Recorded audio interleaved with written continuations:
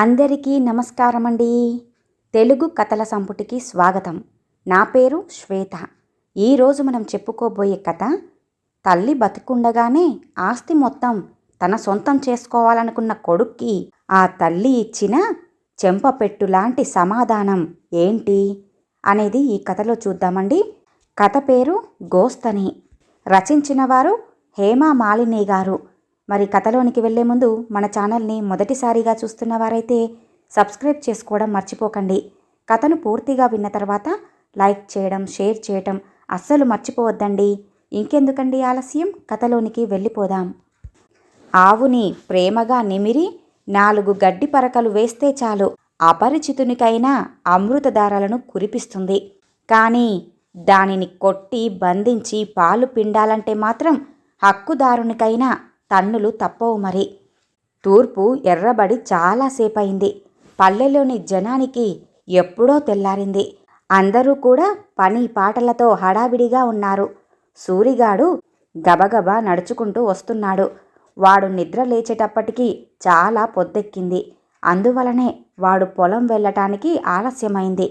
తొందరగా అడుగులు వేస్తున్న సూరిగాడు ఎదురుగా కనిపిస్తున్న ఎత్తు అరుగుల ఇల్లు చూసి నడకని పరుగులాగా మార్చాడు. ఏరా సూరిగా, ఏటి పొద్దు ఆలస్యమైపోయినాదా అంటూ ఎవరో పలకరింపుగా అడిగిన ప్రశ్న వాడి చెవిన పడలేదు. త్వరగా ఆ ఎత్తు అరుగుల ఇల్లు దాటేయాలని వాడి ప్రయత్నం. ఆ ఎత్తైన అరుగుల ఇంట్లో ఉన్నది పులో సింహమో కాదు, భయంకర సర్పమూ కాదు. పోనీ పనివాళ్ళని పీల్చి పిప్పి చేసే కామాందులు కూడా లేరు. మరి ఎవరుంటారు ఆ ఇంట్లో అంటే గోదావరమ్మ. అవును, గోదావరమ్మే.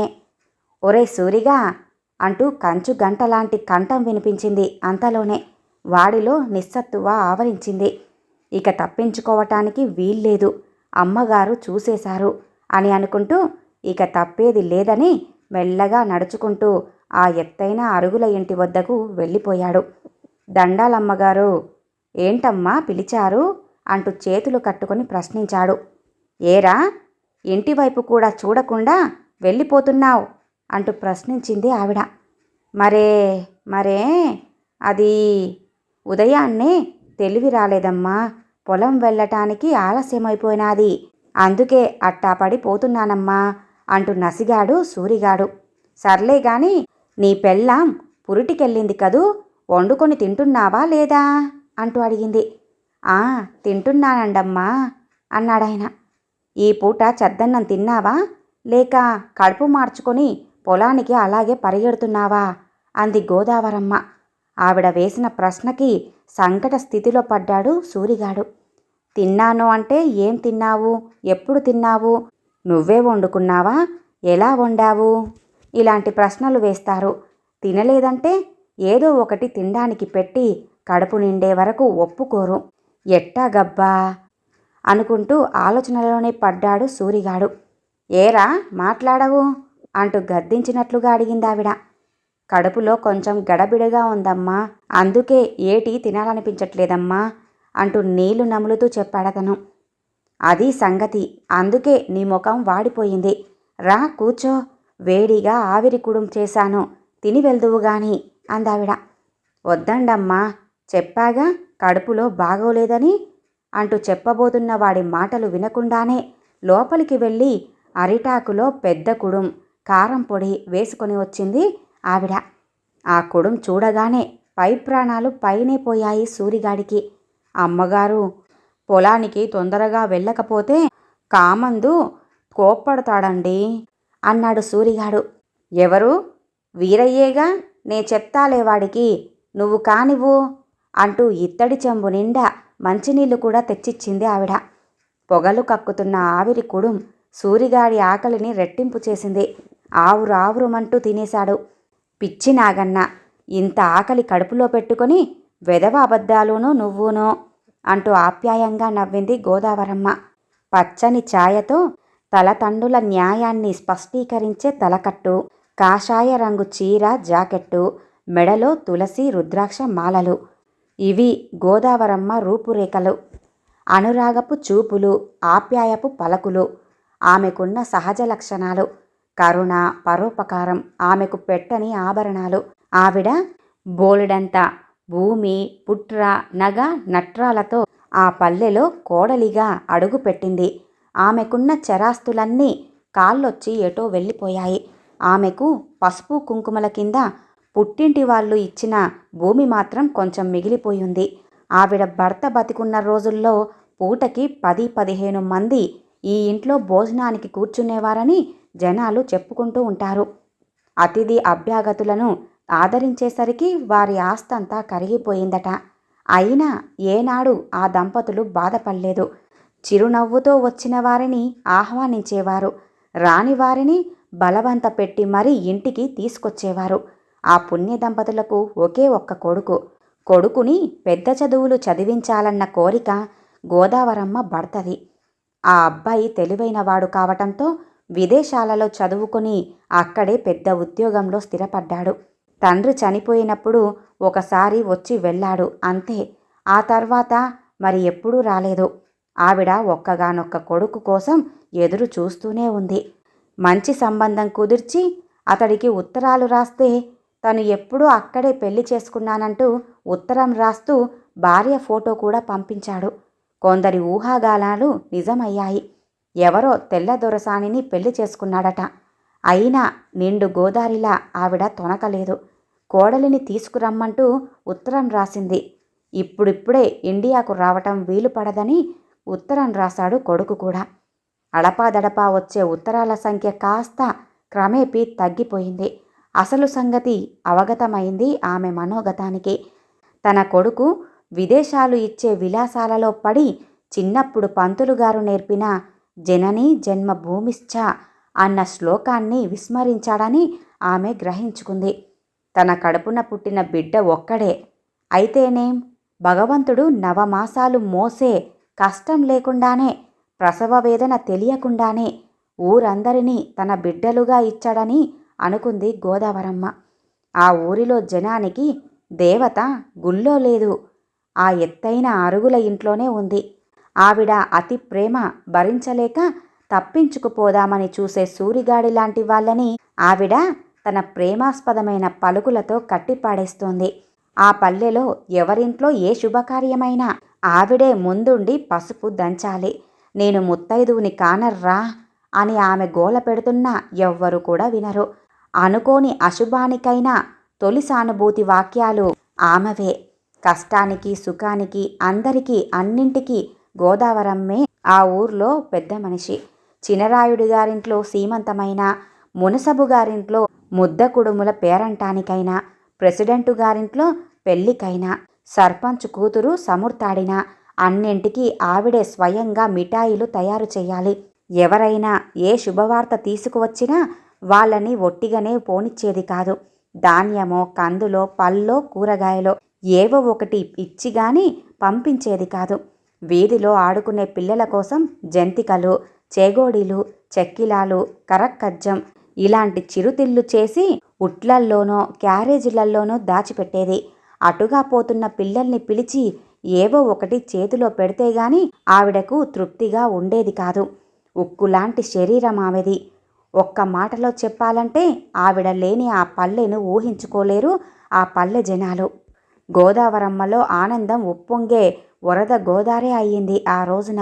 ఆమెలో సంబరం అంబరానంటుతోంది. నేల మీద కాలు నిలవటం లేదు.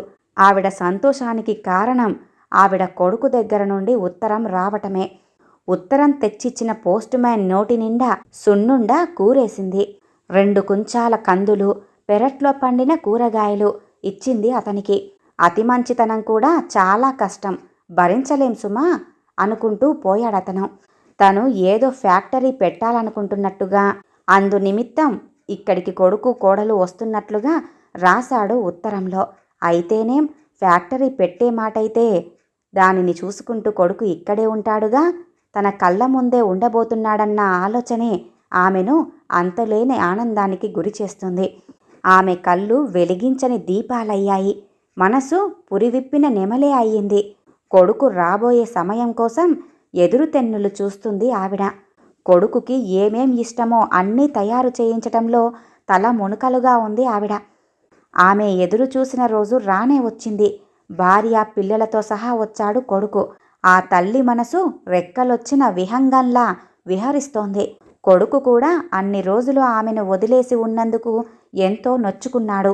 కానీ కోడలికి మాత్రం ఈ పల్లె గాని ఈ వాతావరణం గాని నచ్చలేదు కాబోలు. అంటీ ముట్టనట్లుగా ప్రవర్తిస్తుంది. తనను చూడాలని వచ్చిన జనాన్ని చూసి ముఖం చిట్లించుకుంటుంది. కొడుకు కోడలు కూడా సున్నితంగా తినటం ఆమెకు కాస్త బాధ కలిగించినా, మనవలు తను చేసిన తినుబాండారాలని ఆసక్తిగా తినటం ఆమెకు తృప్తి కలిగించాయి. పగలంతా తల్లి దగ్గర కూర్చొని తన చిన్ననాటి కబుర్లన్నీ గుర్తు చేసుకున్నాడు కొడుకు. కొడుకు విదేశీ మోజులో పడి తనను విస్మరించలేదన్న ఆత్మసంతృప్తి ఆమెను నిలువెల్లా కమ్మేసింది.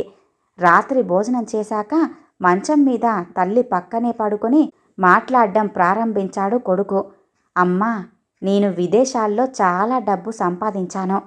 ఆ డబ్బుతో ఇక్కడ ఒక మంచి ఫ్యాక్టరీ పెట్టాలనుకుంటున్నాను అన్నాడు కొడుకు. చాలా సంతోషం నాయనా. నువ్వు ఇంత అభివృద్ధిలోకి రావటం చూసే అదృష్టం మీ నాన్నకు లేకపోయింది అంటూ కంట తడిపెట్టింది గోదావరమ్మ. ఆ పెట్టే ఫ్యాక్టరీ ఏదో దూరంగా ఎందుకు, మన ఊర్లోనే పెడదామనే ఉద్దేశం కలిగింది నాకు అన్నాడాయన. మంచిదే కదా నాయన, ఊరు కూడా బాగుపడుతుంది అందావిడ. దానికోసమే స్థలం ఎక్కడ ఉందా అని ఆలోచిస్తున్నానమ్మా అన్నాడతను. ఊరి చివర ఏమైనా ఉన్నాయేమో కనుక్కుందాన్లేరా అంది తల్లి. ఎక్కడో ఎందుకమ్మా, మనవే ఉన్నాయిగా అంటూ నసిగాడు కొడుకు. ఏమిట్రా నువ్వనేది అంటూ అర్థం కాలేదావిడకి. మన పొలాలు ఉన్నాయి కదమ్మా, వాటి స్థానంలో ఫ్యాక్టరీ కడదామని అనుకుంటున్నాను అంటూ అతని మనసులోని మాట స్పష్టమైంది. ఒక్కసారిగా మ్రాన్ పడిపోయింది గోదావరమ్మ. అవేవి బీడు పొలాలు కావు కదరా, మంచి ఫలసాయం వచ్చే స్థలాలు అంటూ మెల్లిగా చెప్పింది. నిజమేనమ్మా, కానీ ఈ రోజుల్లో వ్యవసాయం ఏమాత్రమూ లాభాన్నివ్వటం లేదు కదా. ప్రపంచమంతా కంప్యూటర్ల వైపు పరిగెడుతూ ఉంటే ఇంకా వ్యవసాయాలు ఎందుకమ్మా? ఇక్కడ మంచి ఫ్యాక్టరీ కట్టించి నా ఫ్రెండ్స్కి అప్పజెప్పి నిన్ను కూడా మాతో పాటుగా అమెరికాకు తీసుకెళ్దామనుకుంటున్నాం అంటూ ఖచ్చితంగా చెప్పేశాడు కొడుకు. దెబ్బ మీద దెబ్బ నిర్ఘాంతపోయింది గోదావరమ్మ. అదేంట్రా కన్నా, నువ్వు శాశ్వతంగా ఇక్కడ ఉండటానికి వచ్చావని నేను చాలా ఆశపడ్డాన్రా అంటూ ఆవేదన వ్యక్తం చేసింది ఆవిడ. ఇక్కడేముందమ్మా నేను ఉండిపోవటానికి, పూర్ కంట్రీ. అమెరికాలో నాకు సొంత ఇల్లు, సొంత కారు అన్నీ ఉన్నాయి. అంతకు మించి విలాసమైన జీవితం కూడా ఉంది. అవన్నీ ఇక్కడెలా దొరుకుతాయి? ఇక్కడ పుట్టి పెరిగిన నాకే ఈ వాతావరణం ఇంత రోతగా ఉంటే అక్కడి సంస్కృతి అడుగడుగునా జీర్ణించుకున్న డాలి పిల్లలు ఎలా ఉండగలరు అంటూ ప్రశ్నించాడు కొడుకు. గోదావరమ్మకు విషయం మొత్తం అర్థమైంది. తను రాలిపోయే ఆకులాంటిది. అందుకే తను బతికుండగానే తన పేరు మీద ఉన్న భూమి, ఇల్లు అతడికి అనుకూలంగా మార్చుకుందామని వచ్చాడు కొడుకు. అంతేకాని తనపై ప్రేమతో కాదు. ఆమె మనసు అట్టుడికిపోయింది. కన్నా, నీకు విదేశాలు ఇచ్చే డబ్బు జబ్బు నరనరాన పట్టి పీడిస్తోంది. నువ్వు నా మీద ప్రేమతో వచ్చావని మురిసిపోయాను. కానీ నువ్వు అక్కడ ఎక్కువగా సంపాదించిన డబ్బు ఇక్కడ ఖర్చు చేయాలని వచ్చావు కాబోలు. నువ్వు చెప్పిన దానికి నేను అంగీకరించలేను. నేను బ్రతికి ఉండగా ఈ ఊరు వదిలి రాలేను అందావిడ. అమ్మా, మూర్ఖంగా ఆలోచిస్తావేం? నీకు నేను తప్ప ఎవరున్నారు? ఇక్కడ వ్యవహారాలన్నీ చూసుకొని నువ్వు నాతో వచ్చి తీరాల్సిందే అంటూ గట్టిగా అరిచాడతను. చదువుకొమ్మని అమెరికాకి వెళ్ళిన నువ్వు అక్కడే పెళ్లి చేసుకుని పిల్లల్ని కన్నావు. అప్పుడు గుర్తుకు రాలేదా నాన్న, ఈ అమ్మకు ఇంకెవరూ లేరని? కానీ నువ్వనుకున్నట్లుగా నాకెవ్వరూ లేకపోలేదు. ఈ పల్లెలోని జనమంతా నా వాళ్ళేరా అంది తల్లి. పరాయి వాళ్ళందరూ కూడా మనవాళ్ళవుతారా అంటూ కోపం ప్రతిధ్వనించింది అతని గొంతులో. మీ నాన్నగారు అనారోగ్యంతో బాధపడుతున్నప్పుడు, ఆయన అంత్యక్రియలప్పుడు వీళ్ళేరా నన్ను ఆదుకుంది, నన్ను చూసుకుంది అంటూ ఆ పల్లె జనాల మీద అంతులేని వాత్సల్యం ప్రకటితమైంది ఆవిడ గొంతులో. సరే మరి, నీ మొండి వాదన అలాగే కాని. నీ పేరు మీద 1 ఎకరం పొలం ఉంచుకొని మిగిలినది నాకిచ్చేసేయి. ఉండటానికి ఎలాగూ ఇల్లు ఉంది. అయినా నీ తర్వాత ఎలాగూ నాకే కదా అంటూ అసహనంగా అన్నాడతను. ఒరేయ్, ఇది పిత్రార్జితం కాదు. మా పుట్టింటి వాళ్ళు నాకు పసుపు కుంకుమల కింద ఇచ్చింది. మన డబ్బంతా పోయినప్పుడు కూడా మీ నాన్నగారు దీనిని అమ్మటానికి ఇష్టపడలేదు. ఆనాటి నుంచి ఈనాటి వరకు ఎందరికో అన్నం పెడుతూ వచ్చిన భూమిరా అది. నువ్వు ఇక్కడ ఉండి అనుభవించు. నీతో పాటు నలుగురికి అన్నం పెట్టు. అంతేకాని అన్నపూర్ణని నాశనం చేస్తానంటే నేను ఇవ్వను అంటూ కరాఖండిగా చెప్పేసిందావిడ. అమ్మా, నీకు తలకొరువి పెట్టాల్సిన వాడిని నేనేనని మర్చిపోతున్నావు అన్నాడు. నువ్వు నా దగ్గర లేకుండా నేను చచ్చాక అంత దూరం నుంచి వచ్చి నాకు తలకొరువి పెడతావనే ఆశ నాకు ఏమాత్రమూ లేదురా అంటూ అంతే పంతంగా అంది గోదావరమ్మ. సరే, ఈ రోజు నుంచి నీకు నాకు సంబంధం లేదు అంటూ అప్పటికప్పుడు ప్రయాణమై భార్యా పిల్లల్ని తీసుకొని వెళ్ళిపోయాడతను. గోదావరమ్మ హృదయాన్ని ఎవరో తడిబట్టని పిండుతున్నంత గట్టిగా నలిపేస్తున్నట్లయింది. అవ్యక్తమైన ఆవేదన ఆమెను ఆవహించింది. తెల్లవారేసరికే గోదావరమ్మ కన్ను మూసింది అన్న వార్త విని పల్లెంతా శోకసంద్రంలో మునిగిపోయింది.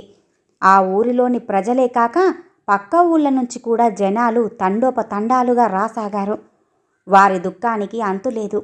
తమకు సంబంధించిన మనిషిని పోగొట్టుకున్నట్లుగా ఏడుస్తున్నారు ప్రతి ఒక్కరూ. ఆమె పడుకునే మంచం పక్కన బల్ల మీద ఒక ఉత్తరం కనిపించింది. వణికే చేతులతో సూరిగాడు దాన్ని తీసుకొచ్చాడు. ఈ పల్లెలోని వారందరికీ నా ఆశీస్సులు. ఈ ఊరికి నాకు రుణం తీరిపోయిందేమోనర్రా. నేను మనిషిగా బ్రతికి ఉండనేమో, కానీ నా మనసు మీ చుట్టూ తిరగకుండా ఇంకెక్కడికి పోతుందర్రా. నా ఇల్లు ఒక బడిగా మారితే పైలోకం నుంచే చూసి ఆనందించాలనుంది. ఆ బడిలో మాస్టారు పాఠాలు చెబుతూ ఉంటే మన ఊరిలోని పిల్లలందరూ నేర్చుకుంటున్న దృశ్యం అప్పుడే నా కళ్ళ ముందు కనిపిస్తోంది. పాపం ఆ మాస్టారు కూడా బతకాలి కదర్రా. అందుకే నా భూమి మీద వచ్చే ఆదాయంతో అతనికి భృతి ఏర్పరచండి. నా పొలంలో పండే పంటంతా ఊరిలోని పేదలకు పంచండి. ప్రతి ఏడాది ఇదే రోజు అందరూ కలిసి నా ఇంట్లో భోజనాలు చెయ్యండి. మర్చిపోకండేం. ఆఖరి మాట, నా దహన సంస్కారాలు మీరే చెయ్యాలర్రా. నా కొడుకు వచ్చినా వాడు నా శవాన్ని కూడా తాకకూడదు. నాకు ఒక్కడే కొడుకని, అది వాడేనని వాడి ఉద్దేశం. కానీ మీకు తెలియదట్రా, మీరంతా నా పిల్లలేనని. ఉంటానర్రా మరి అంటూ ఉత్తరం చదువుతుండగానే ప్రెసిడెంట్ రామయ్య కళ్ళల్లో నీళ్లు తిరిగాయి. అమ్మా అంటూ ఆవిడ శవం మీద పడి ఏడవసాగాడు. అందరూ కలిసి ఆమె అంతిమ సంస్కారాలు ఘనంగా జరిపించారు. ఒక బండి నిండా పూలు పరిచి దానిలో ఆమెను ఊరేగించారు. ఆ ఊరంతా వెల్లువలా కదిలింది. అశేష జనవాహిని మధ్య నిర్మలంగా సాగిపోతుంది ఆమె అంతిమయాత్ర. ఆమె తన కొడుకుకి విధించిన శిక్ష అతనికి తెలిసినా తెలియకపోయినా ఆమెకు మాత్రం సంబంధం లేదు. తను మటుకు అతనికి శిక్షను అమలు చేసేసింది. అమెరికా సంస్కృతి వంటబట్టిన అతనికి ఆమె చివరి లేక పెద్ద బాధ కలిగించకపోవచ్చు, కానీ మనసున్న వాడికెవ్వరికైనా అదే మరణశిక్ష. ఈ కథ ఇంతటితో సమాప్తమండి. విన్నారుగా, విదేశీ సంస్కృతి వంటబట్టిన కొడుక్కి ఓ తల్లి విధించిన శిక్ష. మరి ఈ కథ కనుక మీకు నచ్చినట్లయితే లైక్ చేయండి, షేర్ చేయండి, అలాగే సబ్స్క్రైబ్ చేసుకొని మన ఛానల్ని ఎంకరేజ్ చేయండి. మీ యొక్క విలువైన అభిప్రాయాలను కూడా కామెంట్ రూపంలో తెలియజేయండి. ఇంత మంచి కథను మనకు అందజేసిన హేమా మాలిని గారికి ధన్యవాదాలు తెలియజేసుకుంటున్నానండి. మరొక మంచి కథతో మళ్ళీ కలుద్దామండి. నమస్కారం.